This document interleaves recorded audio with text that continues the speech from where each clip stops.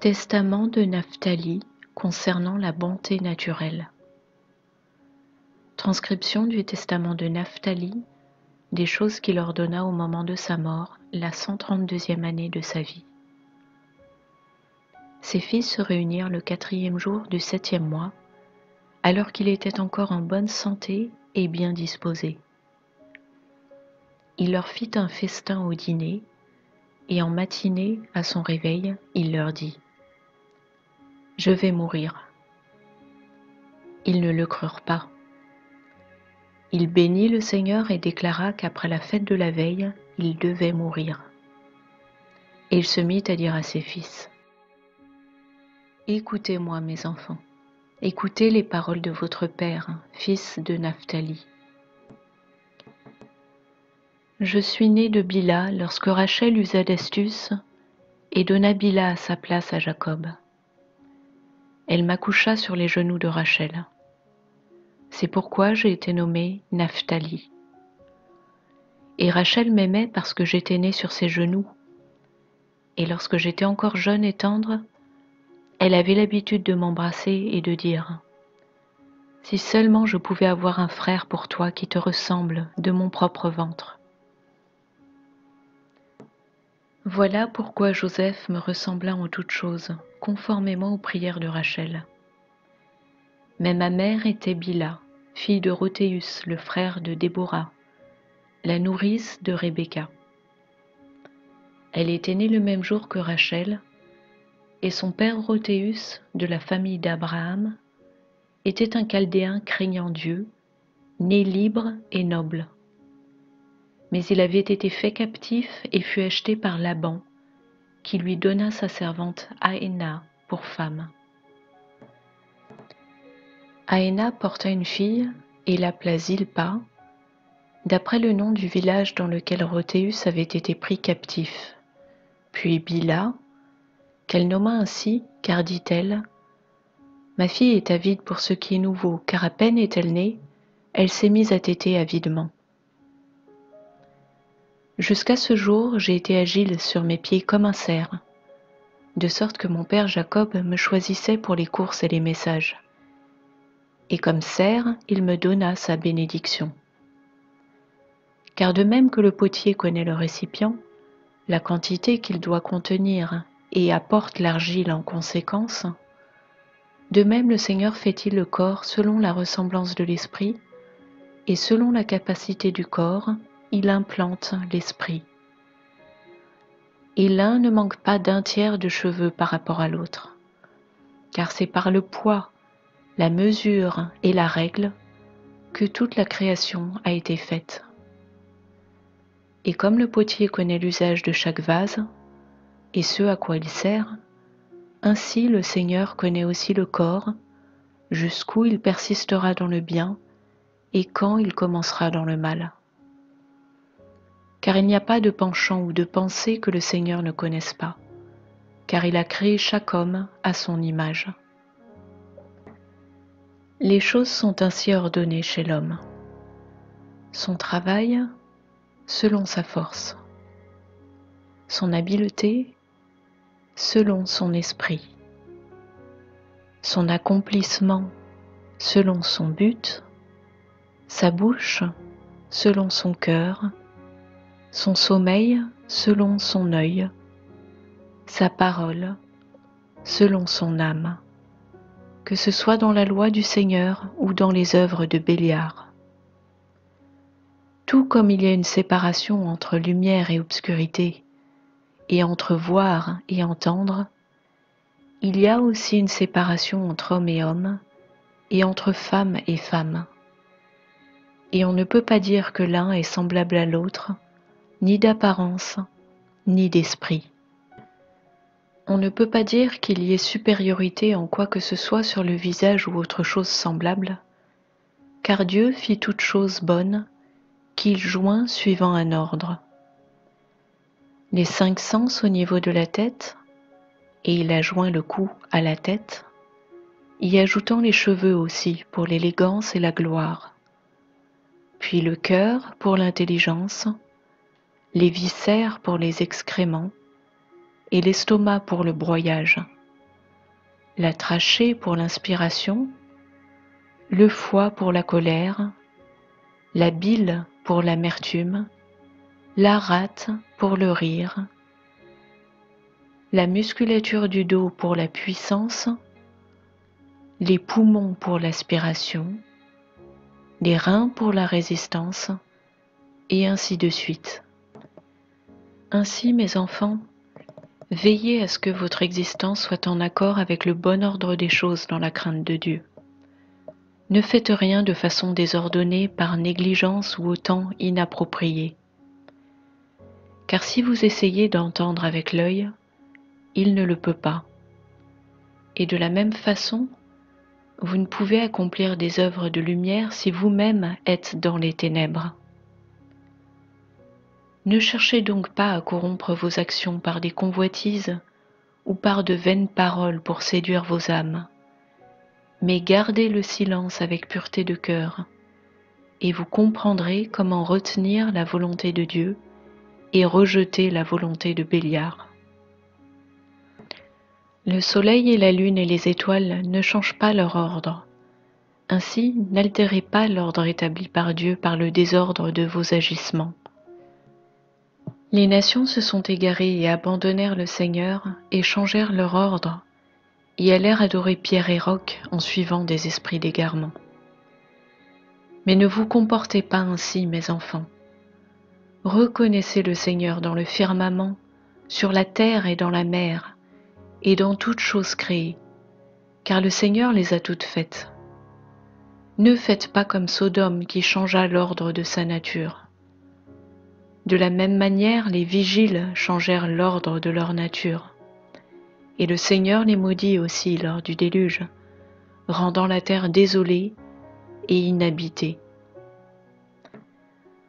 Je dis ces choses, mes enfants, parce que j'ai lu dans l'écrit sacré de Hénoch que vous vous détournerez aussi du Seigneur, marchant selon la perversion des nations et agissant selon l'iniquité de Sodome. Alors le Seigneur amènera la captivité sur vous, et là vous servirez vos ennemis, et vous serez assaillis par toutes sortes d'afflictions et de tribulations, jusqu'à ce que le Seigneur vous ait tous consumés. Après avoir été décimés et réduits à un petit nombre, vous reviendrez et reconnaîtrez que le Seigneur est votre Dieu, car il vous fera revenir sur votre propre terre du fait de sa grande miséricorde. Mais il arrivera, après qu'ils seront entrés dans la terre de leur père, qu'ils oublieront de nouveau le Seigneur et feront le mal. Alors, le Seigneur les dispersera sur la surface de toute la terre, jusqu'à ce que vienne la compassion du Seigneur par un homme qui exercera la justice et montrera miséricorde à tous, proches et éloignés. Dans la 40e année de ma vie, j'eus la vision du soleil et la lune immobilisés sur le mont des Oliviers, à l'est de Jérusalem. Et voici Isaac, le père de mon père, qui nous dit : « Courez vite les prendre, chacun suivant sa force. Et à celui qui les attrapera, à lui le soleil et la lune. » Et nous coururent tous ensemble, et Lévi saisit le soleil, et Judas surpassa les autres et attrapa la lune. Et ce faisant, ils furent tous deux élevés ensemble, au-dessus des autres. Lévi devint comme le soleil. Alors un certain jeune homme lui donna 12 branches de palme. Judas, lui, devint aussi brillant que la lune. Sous leurs pieds étaient 12 rayons, et Lévi et Judas coururent les saisir.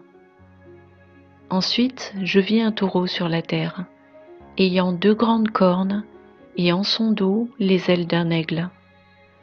Nous voulions l'attraper sans y parvenir, mais Joseph, lui, y arriva, et il monta avec lui dans les hauteurs.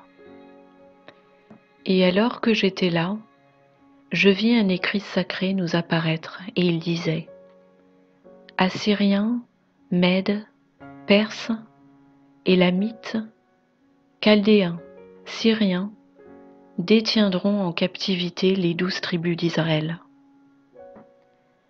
7 jours plus tard, j'eus de nouveau une vision. Notre père Jacob était debout sur la mer de Jamnia, et nous, ses fils, étions avec lui. Et sans voile ni pilote, vint à nous un bateau plein de chair de poisson séchée. Dessus il était écrit « Bateau de Jacob ». Et notre père nous dit « Embarquons sur notre bateau ». Une fois à bord, une violente tempête se leva dans une grande tornade, et notre père qui tenait le gouvernail fut retiré du décor, tandis que nous sommes restés pris dans la tempête. Le bateau se remplit d'eau, et battu par les vagues, il fut brisé en morceaux. Et Joseph s'enfuit sur une petite barque, mais nous autres furent dispersés sur 9 morceaux d'épave. Et Lévi et Juda étaient ensemble.